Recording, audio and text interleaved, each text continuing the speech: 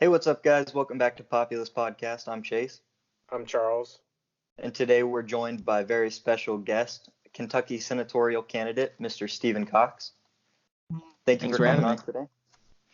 on today. Charles, you want to get us started? Jump right into the questions?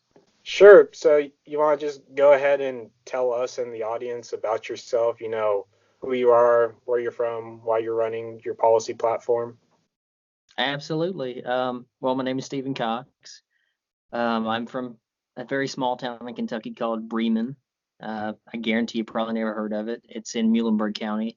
Some people have heard of there's a song about Muhlenberg County and coal and whatnot.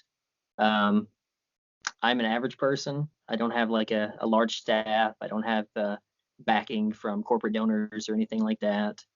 Um, my main proponent is Medicare for all because I believe everyone should have healthcare and healthcare should be a right.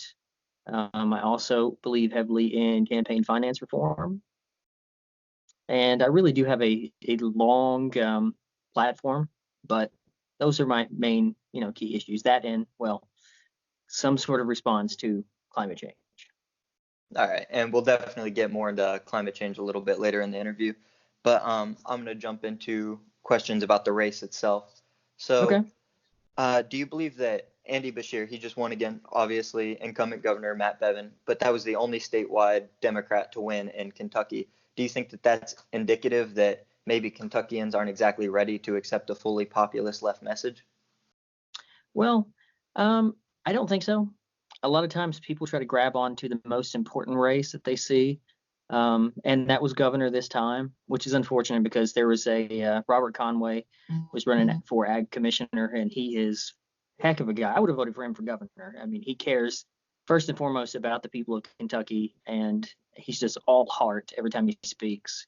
I mean, it was unfortunate that more people on the ticket on the Democratic side didn't, go through, but definitely a very positive thing that Andy got through because that'll let us sort of have a ground to show, this is what we wanted to do, and this is what your Kentuckians that are in the Democratic Party are all about. And he's gonna do some really great things. All right. All right. With Amy McGrath, I'm sure you know all about her, former congressional candidate running currently, and a well-known sports radio talk show host, Matt Jones, thinking of running. How do you separate yourself to Democratic primary voters that you're the best candidate to take on Mitch McConnell? Well, I can't really say anything about Amy McGrath that she hasn't already said about herself. She's a pro-Trump Democrat. She would have, or maybe wouldn't have, or maybe would have, or maybe wouldn't have, voted for Kavanaugh. If you saw the MSNBC interview, you'd understand what I'm talking about. As far as for Matt, I actually tried to reach out to him to see if he would jump in the race because I think he would be a great candidate. He always says that he's still thinking about it or that he's going to announce if he does at a later time. What really separates me from him is, I mean, honestly, Matt has led a pretty good life. He got to go to a really nice college. He went to Duke. He came back and he was a lawyer and he decided to have a radio talk show as sort of like a secondary thing, and that took off. And that's wonderful. It is great. And he speaks a lot about, things that I believe in and things that I think are where we, kind of be on the same page with. But I don't think his life is an accurate depiction of the average struggle of people here in Kentucky. I mean, not all of us are going to, have a full, or at least mostly ride to a large Ivy League school, come back, be raised in wealth, come back to wealth. A radio show falls in our lap. We're on TV. That's not the common person in Kentucky. I mean, there's a lot of struggle, and Right, I and am to live that struggle.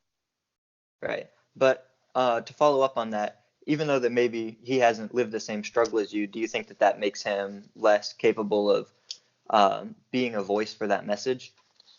Well, yeah, in some ways, it's easy to decipher right from wrong and say this is what we should be doing, but it's an entirely different thing to understand the choice entirely to say, okay, like with Medicare for all, anyone can look at it and say everyone deserves health care, but not everyone can understand what it is to not have health care, to have to choose between, buying Christmas presents or with paying bills. And that sort of knowing is what really differentiates me from a lot of people. All right. Well, I'll go ahead and move on from that one to more policy specifics. Kentuckians, they've obviously faced a lot of the adverse effects of less than optimal trade deals like NAFTA. So my question to you is, how do you plan to reverse those effects and to protect Kentucky jobs? Well, I mean, admittedly, there's not a lot I can do on a state level if elected because I'd be doing things on a federal level. But that doesn't mean I can't, find funds and try to push those into Kentucky, or, I can talk with legislators and try to get them on board with certain ideas that I believe would be great for Kentucky, namely cannabis reform. As far as, 10,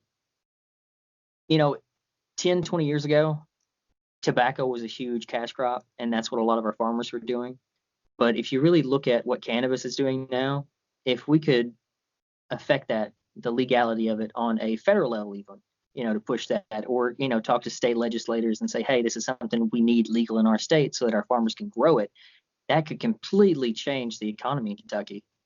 I mean, and as far as like recreational use marijuana, yes, that is a heavy market with tons of money that can fly into it. But it also opens up things like the textiles market, where you have, it's not exactly plastic, but it's a hemp-based polymer that can work as plastic. It's renewable. And honestly, I mean, if you're going to take something that's organic and can decompose in the environment versus plastic, I mean, that could be the way of the future, especially if you open more factories. So there's tons of opportunity to be had in Kentucky. It's just we need the right people in the right places with good ideas. All right. So on your campaign website, one of your policies is creating stronger worker co-ops. How do you make this pitch to Kentuckians?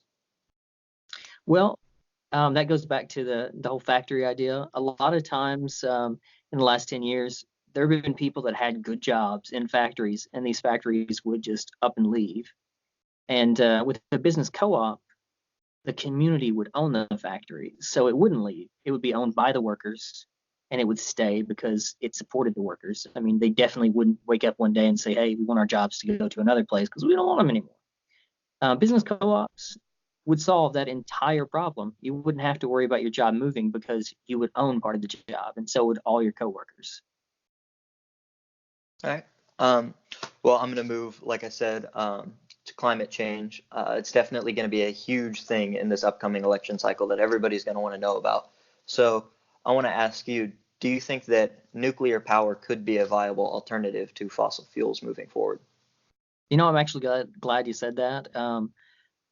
Definitely, absolutely. Nuclear power sort of puts an image in people's heads, and they think Chernobyl, or they think, what happened in Japan, and they only see the negative sides of things. But those aren't normal events, and nuclear power is in use. I mean, if you look at France, for example, they have tons of nuclear power plants, and they are doing great as far as having a low carbon footprint and producing plenty of energy.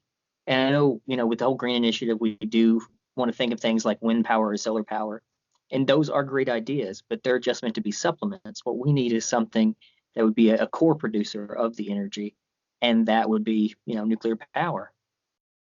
And so do you think that that could be at all like a Band-Aid on a bullet wound? Because then you run into future problems with the inability to get rid of nuclear waste and such. Well, in the past, I think that would have been a thing, but with emerging technologies, you can actually take that nuclear waste and put it in a facility and then repurpose it for use in another reactor for the future. So we essentially be creating more technology that could recycle that nuclear waste and put it back to use in making more electricity, more power. And this is my last question on that topic. Do you think that that's something that should maybe be opened up to the private market with heavy government regulation, or do you think that that should be a publicly dealt field? God, I grew up in capitalism. The private market scares the hell out of me, to be honest. Whenever anything that is completely necessary for our survival is put into it, because at some point it becomes more about making profit by any means necessary than actually running a good business, or thinking about what's best for the people involved in the business, or the people of the nation for that matter. So I would like it to be more of a public thing than a private thing, or at least if it is a private thing, be heavily regulated by public means. All right.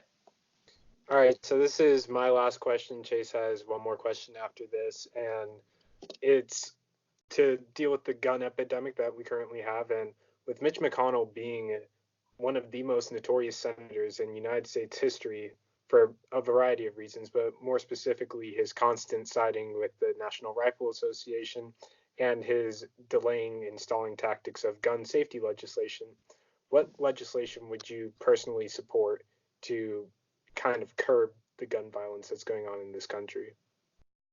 I would want to support basic common sense gun laws.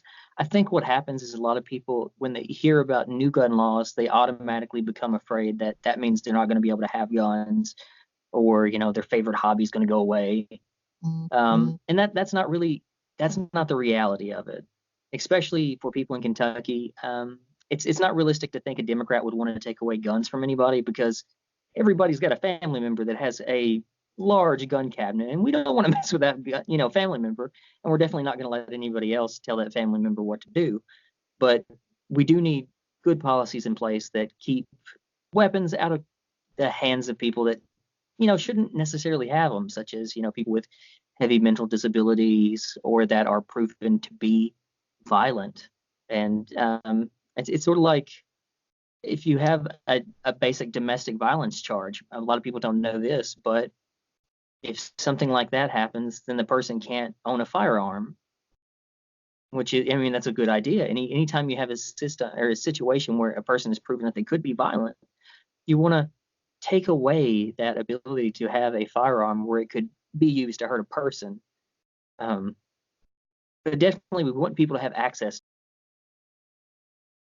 to hunting nature, or a hobby type nature, but you don't want to alienate people by saying, hey, we're just gonna clamp down with everything and say no more guns. Because I've heard a lot of times, you might have heard this too, you can't legislate morality, which is a good point, but you honestly, you can legislate morality. That's how you say, murder is illegal, and stealing is illegal. That's how you legislate morality. And that's really what we have to do. We have to have common sense approaches to the morality of gun use.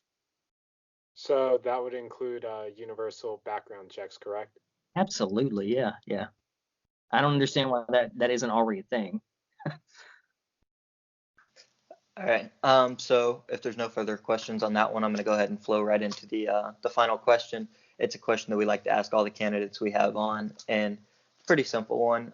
Just with the 2020 election cycle happening and the consistent Democratic primary debates, there's obviously a large crowded field. Is there any one candidate, maybe two candidates, that stand out to you personally? I'm kind of burning or bust. I'll be honest. I mean, that's kind of what we need to be moving towards, is his ideas. And a lot of people say, well, Warren is doing a great job. That's all, fine and dandy, but I mean, Bernie started the movement. Why do we need off-brand Bernie if we can have actual Bernie? It doesn't make any sense. So I'm Bernie or bust. All right. Well, if you'd like to give any closing statements to the viewers at home, now's your chance to talk.